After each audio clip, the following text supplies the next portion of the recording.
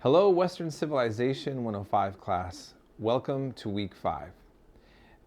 So I just want to kind of talk a little bit about the extra credit options that I'm providing for this week and just some of the difficulty but rewards of doing some of the readings that I added on.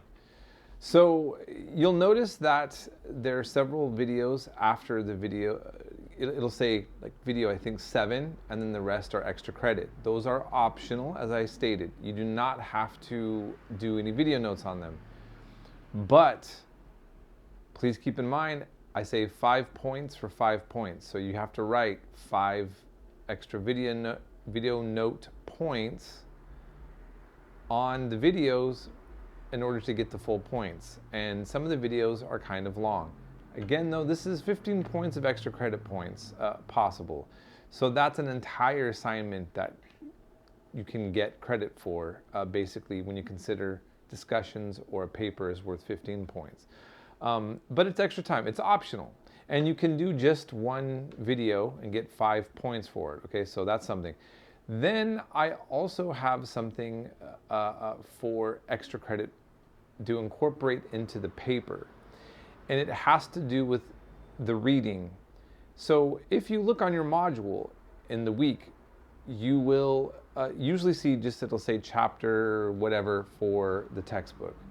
In this case, I actually just did you a favor by cutting and pasting articles that you are going to immediately see when you go onto the reading and primary source link in your module, okay?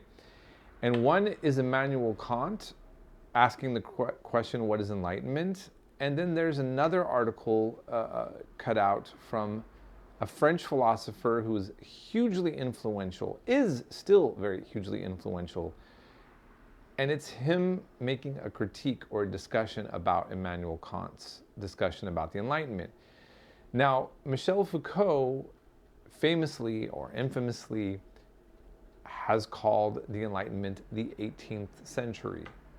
Now, why is calling it the 18th century considered controversial or provocative?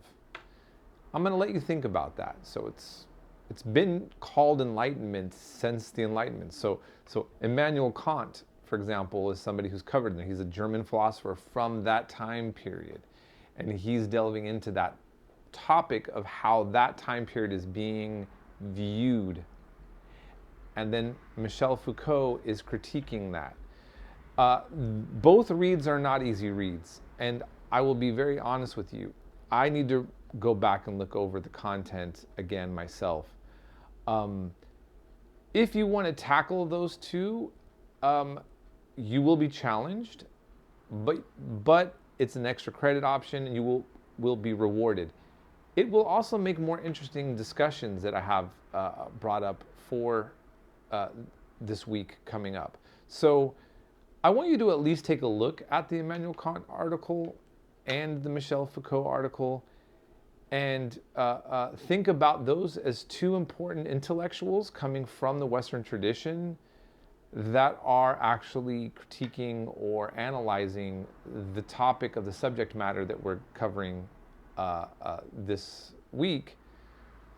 And think about the implications of that critique.